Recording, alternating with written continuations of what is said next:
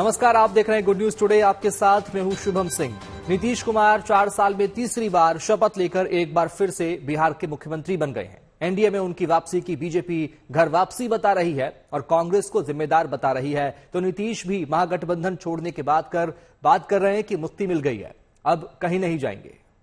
भारत के संविधान के प्रति सच्ची श्रद्धा और निष्ठा रखूंगा। द्वारा स्थापित भारत के संविधान के प्रति सच्ची श्रद्धा और निष्ठा रखूंगा। ईश्वर की शपथ लेता हूं। बिहार में सियासी खेला हो चुका है।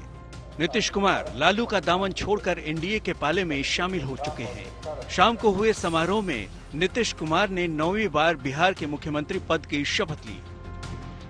2 डिप्टी सीएम सम्राट चौधरी और विजय सिन्हा के अलावा जेडीयू के 3 मंत्रियों ने शपथ ली। बीजेपी के एक मंत्री ने भी शपथ ली। हम के एक मंत्री को मंत्रालय में जगह मिली है, जबकि एक निर्दलीय को भी मंत्री बनाया गया है। बिहार में यह कोई पहली बार नहीं हुआ है जब नीतीश कुमार ने एक गठबंधन को छोड़कर दूसरे का दामन थामा है। सबसे पहले बीजेपी के सहयोग से 3 मार्च 2000 को नीतीश कुमार मुख्यमंत्री बने। उसके बाद उनकी सरकार गिर गई, लेकिन दोबारा एनडीए की बिहार में वापसी हुई और 24 नवंबर 2005 को नीतीश कुमार मुख्यमंत्री बने। 26 नवंबर 2010 को फिर से चुनाव जीतकर नीतीश कुमार ही सीएम बने।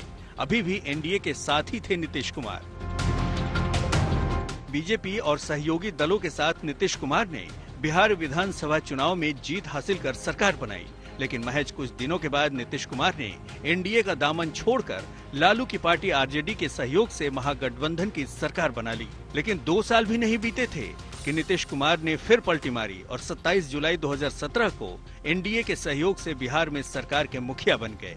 2020 में फिर से विधानसभा चुनाव हुए और एनडीए के सहयोग से नीतीश कुमार ने 16 नवंबर 2020 को मुख्यमंत्री पद की शपथ ली, लेकिन जल्द ही उनका मन एनडीए में भर गया और एक बार फिर से लालू की पार्टी के साथ मिलकर 9 अगस्त 2022 को नीतीश कुमार ने सरकार बना ली। लेकिन चाचा भतीजे की जोड़ी जल्द ही टूट गई। नीतीश एक बार फिर एनडीए में वापसी कर गए हैं और तारीख है 28 जनवरी 2024। स्वाभाविक सी बात है, जब से नीतीश कुमार के एनडीए में जाने की खबरों की हवा बही, तभी से बिहार की सियासत में उबाल आ गया और लालू की पार्टी आरजेडी की तरफ से नीतीश कुमार पर लगातार हमले हो रहे हैं। अब आरजेडी को बिहार की जनता का भरोसा है। जनता जनार्दन है, जनता मालिक है, जनता सब देख रही है और पाई पाई का हिसाब जनता मांगेगी। हमारे 15 महीने के क्रियाकलाप और कामों का हिसाब, इनके जितने दिनों के शासन एनडीए के रहे उसमें तराजू में हमारा 15 महीने का शासनकाल भारी है। चाहे शिक्षा के क्षेत्र में हो, रोजगार के क्षेत्र में हो, चाहे स्वास्थ्य के क्षेत्र में हो। जो काम किया है तेजस्वी यादव जी ने, काम किया है, काम करेंगे, जनता के बीच जाएंगे। बिहार का बच्चा जनता कह रहा है कि नीतीश कुमार पलटू राम है। नीतीश कुमार जब बना तभी से लोग कह रहे कि रहने वाला नहीं है, किसी के वो प्रति वफादार है या नहीं है। लेकिन जेडीयू ने महागठबंधन से मोह भंग के लिए कांग्रेस को जिम्मेदार ठहराया है। उनका कहना है कि कांग्रेस सभी क्षेत्रीय दलों को नुकसान पहुंचा रही है। कांग्रेस पार्टी अपने सर्वाइवल के दौर से गुजर रही है।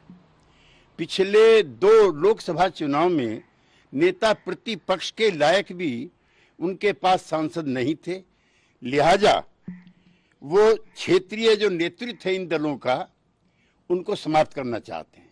वो इनके विकास में रोड़ा है और उन्होंने सिस्टमेटिक तरीके से इस लड़ाई को लंबा खींचने का काम किया जो टिकट बंटवारे का था। भला बीजेपी कहां कम रहने वाली थी। बीजेपी ने भी नीतीश कुमार की बीजेपी में वापसी के लिए राहुल गांधी को वजह बता दिया। राहुल गांधी के पांव तो खैर निराले हैं भैया। जिस दिन यात्रा शुरू की उस दिन मिलिंद देवड़ा भागे, आसाम में गए तो बदरुद्दीन अजमल भागे, बंगाल में घुसे तो ममता धीरे धीरे भगाया, बिहार में आने के पहले ही नीतीश जी चले गए। तो समझ जाइए कि घमंडिया का हाल क्या है। जहां जहां राहुल के पांव पड़े वहां हुआ बंटाधार। आरजेडी खेमे में मायूसी है। लोकसभा चुनाव से पहले नीतीश बाबू साथ छोड़ गए हैं तो जनता पर भरोसा और काम गिना रहे हैं, अपनी पीठ थपथपा रहे हैं। हमारी जो सरकार बनी थी इनके नेतृत्व में, वो 9 अगस्त 2022 में बनी थी और 15 अगस्त को मुख्यमंत्री जी ने ऐलान किया था। ये किसका विजन था? ये किसकी सोच थी? तो जो मुख्यमंत्री कहता था कि यह संभव है नौकरी देना, उसको हमने एक हफ्ते के अंदर जो है उनसे बुलवाने का काम किया। टूरिज्म डिपार्टमेंट हमारे पास था, हमने टूरिज्म पॉलिसी लाया। आईटी डिपार्टमेंट राज्य कोटा में था, हम लोगों ने जो है आईटी पॉलिसी लाई। और ये 17 महीने में जो काम हुआ है, ऐतिहासिक काम हुआ है, जो आज तक पूरे देश में नहीं हुआ है। बिहार की हवा अब बदल गई है। नीतीश की ताजपोशी के बाद अब नजर 2024 के चुनाव पर है। बीजेपी की कोशिश होगी कि वो जेडीयू के साथ बिहार के मिशन 40 को पार कर पाएंगे। Bureau report, good news today. बड़े सियासी उलटफेर के बाद नीतीश कुमार 9वीं बार बिहार के मुख्यमंत्री बन गए हैं। इसके साथ ही बिहार में 2 डिप्टी सीएम भी बनाए गए हैं। इसके जरिए जातीय आंकड़े का भी खास ख्याल रखा गया है। कुर्मी जाति से 2 मंत्री, भूमिहार जाति से 2, राजपूत से 1, यादव जाति से भी 1 मंत्री बनाया गया है। इसके अलावा पिछड़े, अति पिछड़ा और महादलित से भी 1-1 मंत्री बनाए गए हैं। अब आपको विस्तार से बताते हैं। मुख्यमंत्री नीतीश कुमार जेडीयू के अध्यक्ष हैं और कुर्मी जाति से हैं, जिसकी आबादी बिहार में करीब 3% के आसपास है। डिप्टी सीएम सम्राट चौधरी कोयरी जाति से आते हैं, जबकि दूसरे डिप्टी सीएम विजय सिन्हा भूमिहार जाति से हैं। लखीसराय सीट से विधायक हैं। भूमिहार जाति से ही आने वाले जेडीयू के विजय कुमार चौधरी को भी मंत्रिमंडल में जगह मिली है। नए मंत्रिमंडल के जरिए 14% से ज्यादा आबादी वाले यादव वोटों को भी साधने का प्रयास हुआ है।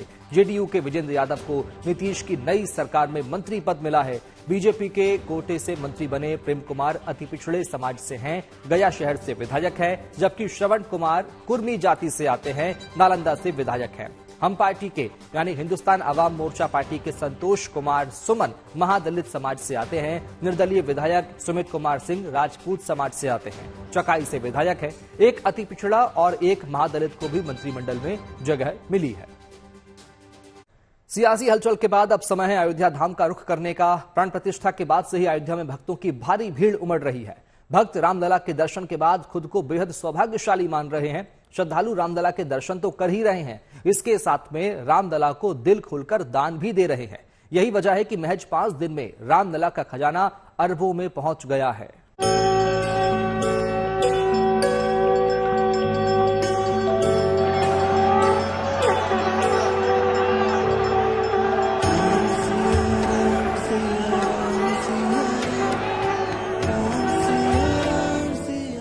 अयोध्या नगरी सदियों से असंख्य राम भक्तों की आस्था का केंद्र है।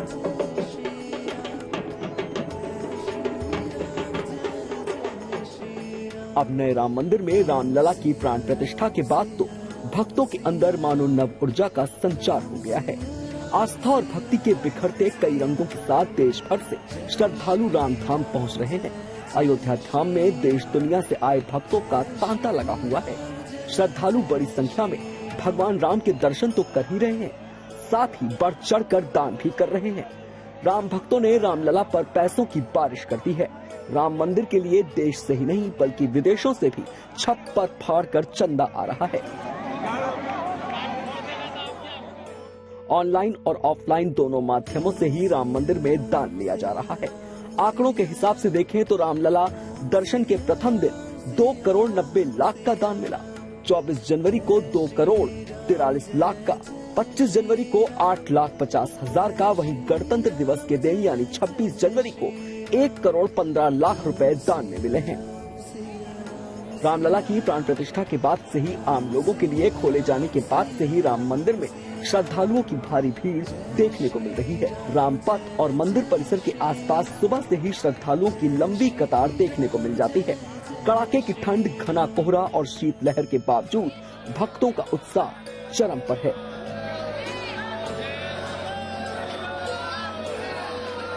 देखिए, ऐसा लगा साक्षात त्रेता युग में जो राम जी दिखाई देते थे वैसा ही दर्शन हुआ है। आज बहुत ही मन एकदम संतुष्ट हो गया और बड़ा ही अच्छा लगा। जय श्री राम। एकदम लग रहा है साक्षात भगवान का दर्शन हुआ और बड़ी शांति से दर्शन हो रहा है।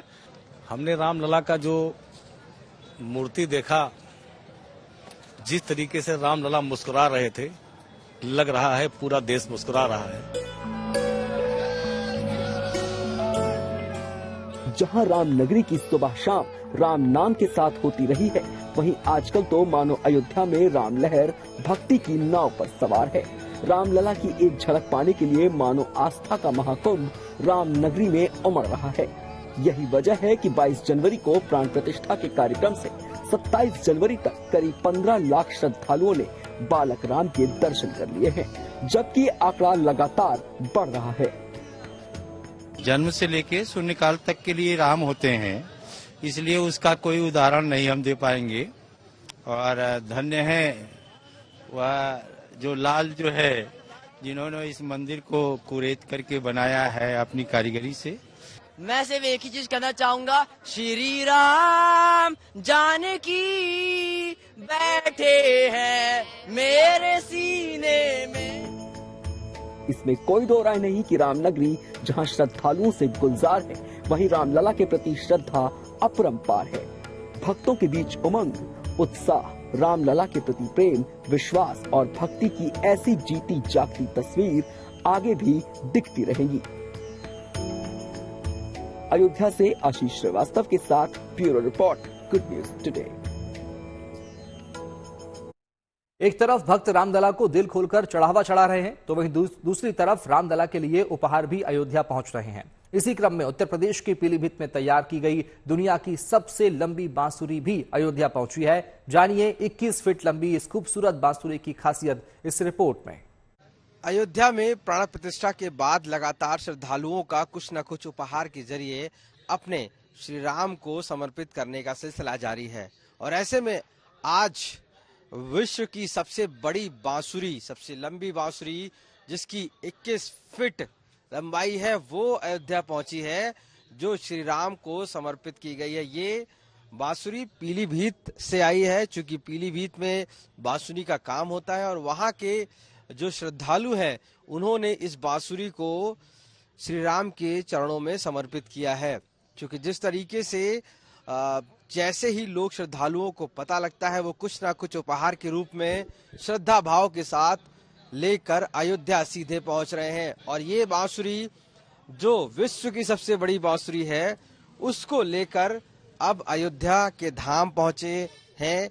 यहाँ पर इसको कारसेवापुरम में रखा गया है और ये क्योंकि यहाँ पर जो भी सामान आता है श्री रामलला के लिए उसको कारसेवापुरम में रखने के बाद इसको मंदिर में शिफ्ट किया जाता है। क्योंकि ये आज ही आई है और इसलिए कहीं ना कहीं ये सबसे खास हो जाती है। इस पर जो लिखा हुआ है वो भी आप देखिए कि श्री राम लिखा हुआ है, ये जड़ित है। पीलीभीत से डॉक्टर आस्था अग्रवाल चेयरमैन है वहाँ की, उनके साथ श्रद्धालु आए थे और उन्होंने इस बांसुरी को श्री रामलला जी के प्रभु के चरणों में समर्पित किया है। ये कितनी लंबी बांसुरी है, क्या खास है इसकी बात जो पीलीभीत से आई? देखिए, सबसे बड़ी खास बात तो ये है कि शायद ये बहुत कम लोगों को पता है कि ये जो बांसुरी है ये जिस बांस की बनी हुई है, तो ये बांस पीलीभीत के जिस गोदाम में रखा हुआ था वो पिछले 30 वर्षों से रखा हुआ था। जिन्होंने इस बांसुरी को बनाया है उनके पिताजी आज से 25-30 वर्ष पहले आसाम गए थे और वहां से बांस ला करके उन्होंने अपने गोदाम में रख लिया था। और शायद इसे प्रभु श्री राम की लीला ही कहेंगे कि इसकी पटकथा शायद तभी प्रारंभ हो गई थी। और ब्रज प्रांत के प्रांत प्रचारक डॉक्टर हरीश जी की प्रेरणा से इस बांसुरी का निर्माण किया गया। और इससे पूर्व भी 16 फीट का जो विश्व रिकॉर्ड था बांसुरी का, वो पीलीभीत के नाम था। तो उसके उपरांत 21 फीट की इस बांसुरी का निर्माण करके श्री रामलला जी के चरणों में समर्पित किया गया। तो यानी कि श्री रामलला के चरणों में ये शोभित होगी। 21 फीट की जो बांसुरी है अपने आप में ही खास है, ये मानते हैं, यही वजह है कि इसको लेकर आया गया। बिल्कुल बिल्कुल, पीलीभीत के श्रद्धालु यहाँ पर बहुत ही श्रद्धा भाव से, भक्ति से लेकर के आए थे। और ये बहुत ही स्वाभिमान और ये गौरव का विषय है कि प्रभु श्री राम को बांसुरी भी हम यहाँ पर समर्पित कर रहे हैं। जी धन्यवाद। तो देखिए, जो ये बांसुरी है सबसे खास बात है 21 फीट की है, जो वर्ल्ड की सबसे बड़ी बांसुरी है। और इसकी पटकथा जैसा बताया गया है कि बहुत वर्ष पहले लिखी गई थी, जब इसका बांस पहली बार असम से आया था। और उसको कह सकते हैं कि यही राम की लीला है, जिसकी वजह से इस बांसुरी को कहीं ना कहीं बनाया गया और पीलीभीत में तैयार किया गया। और उसके बाद इस बांसुरी को अयोध्या श्री राम लला के चरणों के लिए लाया गया है, फूल माला से सजाया गया है। ये बांसुरी अपने आप में ही जो खूबसूरत दिखती है, जिसमें जड़ित हैं, जिसमें श्री राम लिखा हुआ है, जिसमें ये तारे लगे हुए हैं, यानी कि अपने आप में दिखने वाली खूबसूरत सी बांसुरी है जो अपने आप में ही इसको बहुत खास बनाती है। अयोध्या से कैमरा पर्सन रोहित कांत मिश्रा के साथ आशीष श्रीवास्तव। हर साल गणतंत्र दिवस के बाद 29 जनवरी को बीटिंग द रिट्रीट सेरेमनी का आयोजन किया जाता है। इसे गणतंत्र दिवस समारोह का औपचारिक समापन माना जाता है, जिसमें तीनों सेनाओं का बैंड ट्रेडिशनल बीट के साथ मार्च करते हैं और राष्ट्रपति और नेशनल सैल्यूट उन्हें दिया जाता है। इस बार भी बीटिंग द रिट्रीट सेरेमनी का आयोजन होना है, लेकिन उससे पहले समारोह की फुल ड्रेस रिहर्सल की गई है। तस्वीरें देखिए।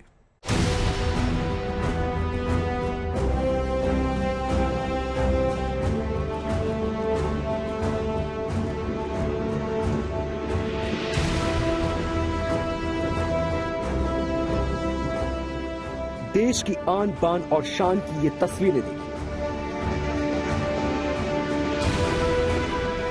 जोश, जुनून और देश पर अपना सब कुछ न्यौछावर कर देने का जज्बा लिए जब इन वीर सपूतों के कदम आगे बढ़ते हैं तो दुश्मन कांप उठता है।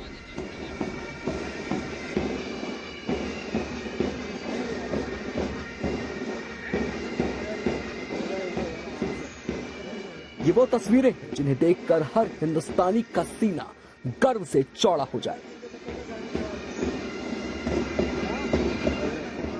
हर बार की तरह इस बार भी जब रायसेना हिल्स पर गणतंत्र दिवस समारोह का समापन बीटिंग रिट्रीट सेरेमनी से ही होगा।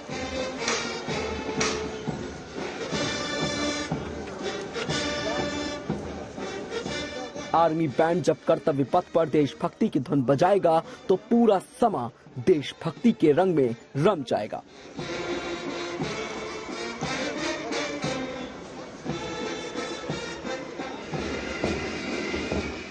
बीटिंग रिट्रीट के साथ 75वें गणतंत्र दिवस का समापन होगा।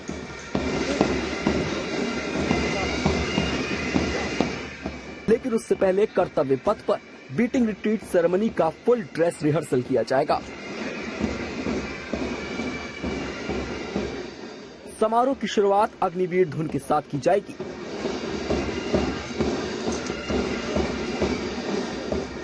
वायुसेना बैंड की अपराजय अर्जुन, वायु शक्ति और स्वदेशी धुन भी सुनाई देगी।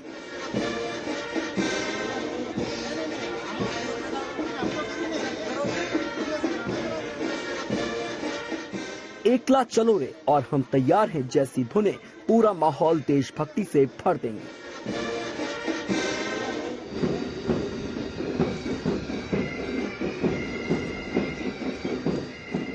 तीनों सेनाओं के बैंड मिलकर जब पारंपरिक धुन के साथ मार्च करते हुए आगे बढ़ेंगे तो नजारा शानदार होगा।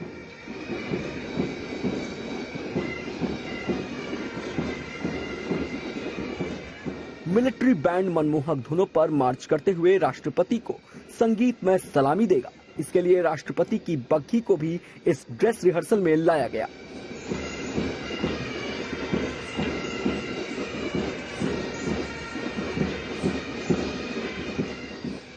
राष्ट्रपति के आते ही उन्हें नेशनल सैल्यूट देकर तिरंगा फहराया जाएगा और राष्ट्रगान की धुन बजाई जाएगी। बीटिंग रिट्रीट सेरेमनी को सेना की वापसी का प्रतीक माना जाता है। तीनों सेना के बैंड पारंपरिक धुन बजाकर राष्ट्रपति से अपनी बैरकों में लौटने की इजाजत मांगते हैं। इसी के साथ गणतंत्र दिवस समारोह का समापन हो जाता है। इस मौके पर नॉर्थ ब्लॉक, साउथ ब्लॉक और राष्ट्रपति भवन को रंग बिरंगी लाइट से सजाया जाता है।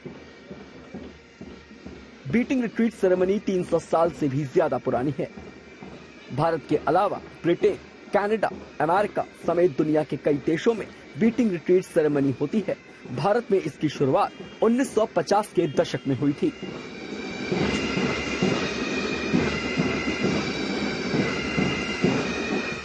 Bureau report, good news today.